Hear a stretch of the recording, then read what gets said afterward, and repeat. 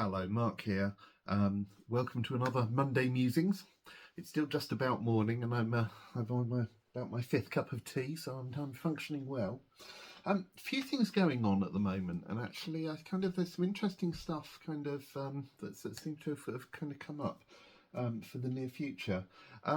Worth mentioning here that if you haven't seen them, I did two videos on engraving for pickguards, really laser engraving for pickguards.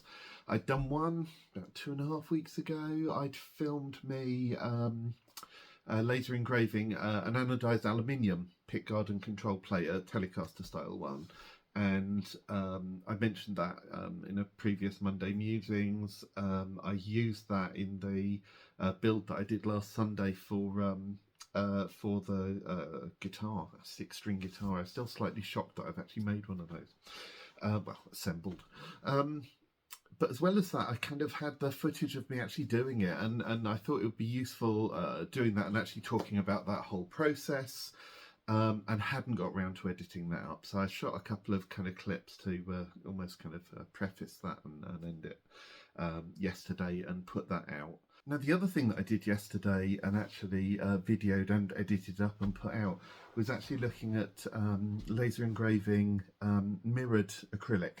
Mirrored acrylic, obviously, in this context for looking at doing pickguards or control plates or what have you. And I particularly liked how that came out on a kind of copper one. These are really difficult to film, but if I just I think you can probably see some of the effect on there. So yeah, if you're interested in potentially doing that or just seeing how I've gone about doing that, kind of the video for that's out as well. Both techniques, I have to say, produce slightly different effects. Significantly different, actually. I'd use them in quite different ways. I'm still processing in terms of what I'd really like to produce using that, particularly the mirrored one, given that I haven't done that as much. But, yeah, that's going on nicely. I'm carrying on with the two projects that I'm building at the moment. The fifth project had been waiting for a couple of weeks on me getting around to exploring options with binding. So actually I kind of ended up using a black binding on that. This has been sanded, so it's kind of fairly rough at the moment, so not very gloss. And I've kind of edge beveled the round to the top of the guitar with that, and rough sanded it all round, really.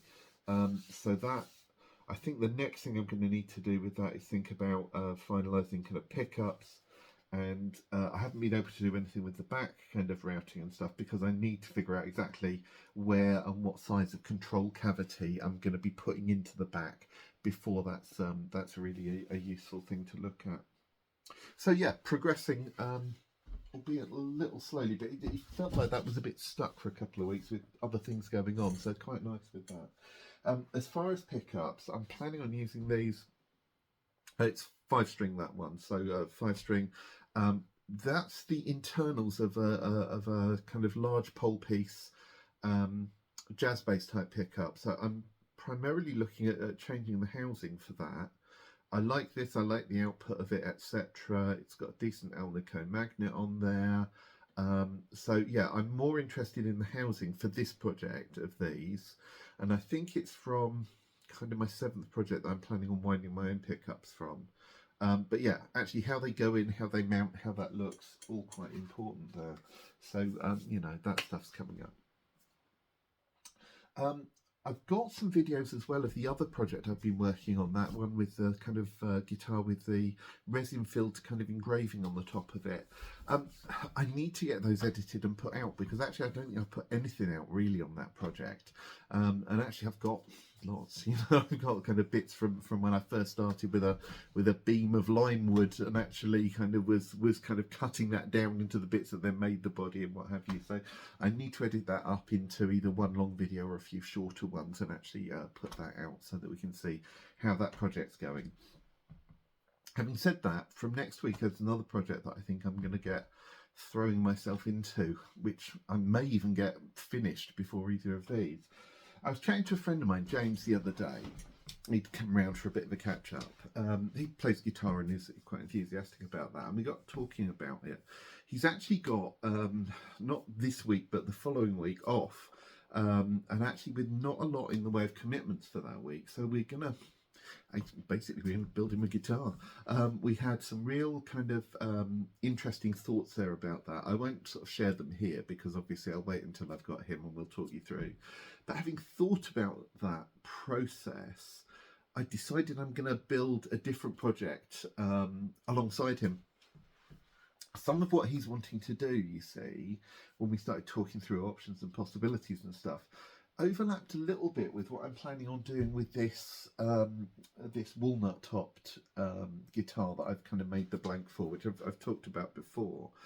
And actually, because there's a little bit of an overlap there in terms of styling rather than in terms of what the actual guitar's going to be, I think it would be quite fun to help him build his project guitar, but also be building a bass alongside it. So I'm hoping that produces some really interesting content for you guys. You know, as I say, next thing to do, I think, is get James sat down with me here and we'll talk about actually what the projects are in a bit more detail and actually what we're looking at doing.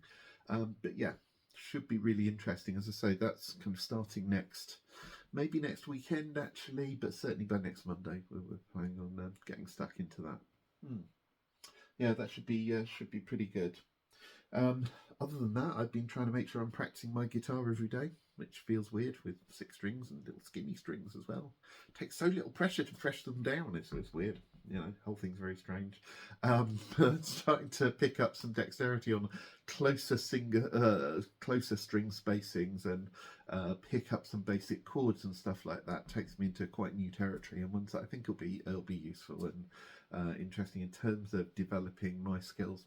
I've kind of got a part of me as well that quite likes, given that health stuff limits me going out and like kind of doing gigs and stuff like that.